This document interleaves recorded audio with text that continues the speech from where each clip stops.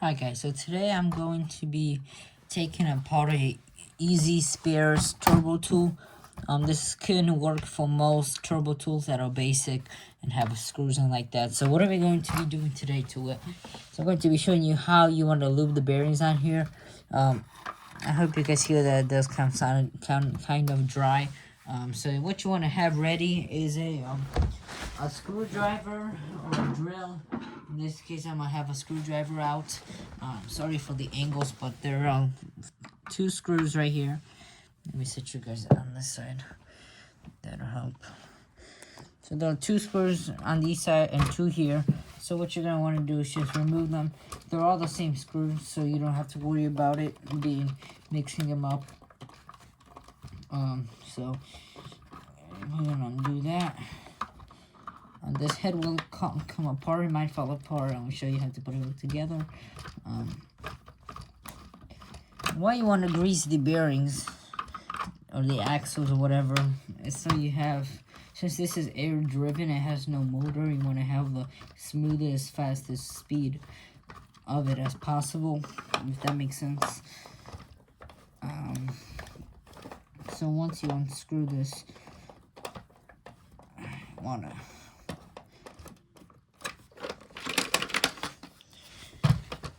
one second, guys.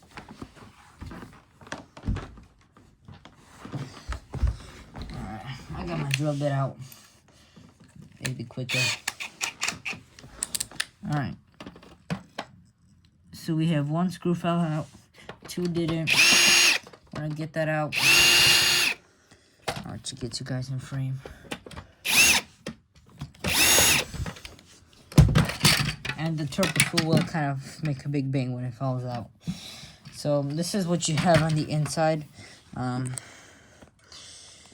which is pretty simple tool. You have your axles and your brush and all that. So you want to start by taking this off, and this is what you want to lube. As you can see, it's pretty dry and is not moving freely, and I don't think it will. So I like to use Tri-Flow. I will put a link where you can buy this on Amazon. So what you just want to do is put in a couple drops in there. Let it kind of soak around. Give it a couple twists. You want to give it a wipe so you don't get it everywhere. And that's already spinning freely or freer. You want to also flip it over. And you also want to get the underside of it so it can get by the turbine and in the actual axle. So you want to make sure you have the spinning freely, because this is what this machine head relies on, is having the spindle spin freely when you wanna when you vacuum. And you also want to get the other side of it. Same process. Just get it in there so you have free spinning axle. And that's already spinning freely. So now what you want to do is take out the brush, and this has little end caps on it that kind of fall off and they just kind of click back in.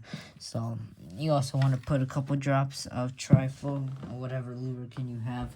You also want to clear off the debris off the brush roll once you're here, so I will do that right now. This isn't bad because this is not that old, but the bearings do come pretty dry when you buy this. So you would want to lubricate them if you come across this video. So you want to put in a couple drops in the brush roll axle right here, or spindle. There's many names for this, but you want to give it a couple drops. And then you want to take your end cap and just snap it back on there. You want to do the same process for the other one, which also has an end cap. Give it couple drops of lube, and that should get lubed up once the brush starts turning. Okay, so now what you want to do, that the brush is spinning freer. Here, I want to give it a couple spins. Get it worked up in there. So now what you want to do is there's two little grooves on each side. And before you do it, you want to make sure you get your belt on. That'll make your life easier. move all the screws aside. So you want to get it on the belt, but first you want to put on your spindle. It just kind of slides on, and this lines up with the rubber, and that's spinning. Give me a sec.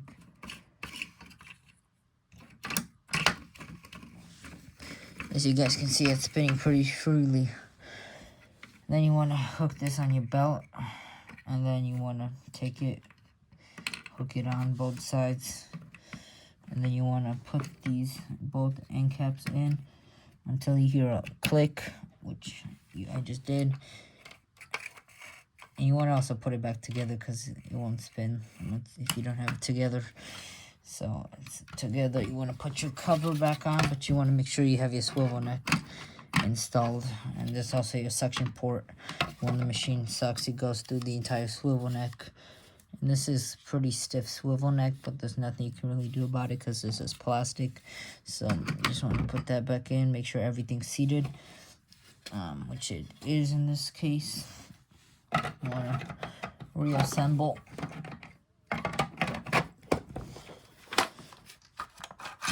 As you can see, it's spinning freer. It is going to make that noise, to be aware. And then you want to reassemble your screws.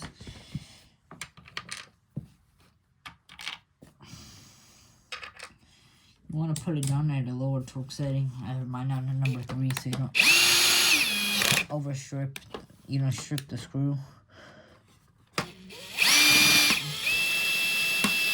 Once you hear the click, you want to stop.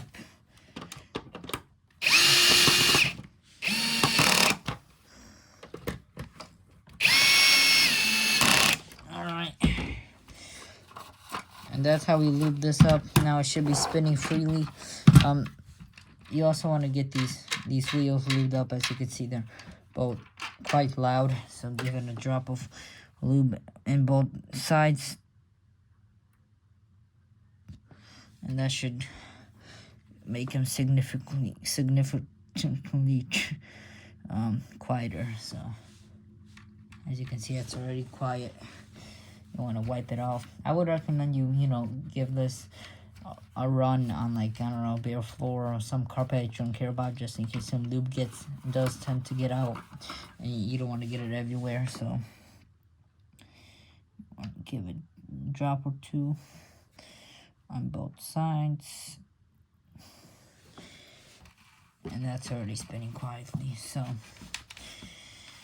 that is how you do this, which is not that hard. And on this specific turbo tool, if you get something clogged in it, you can easily pull it off, and you have access to the air turbine, and that just snaps on just like that.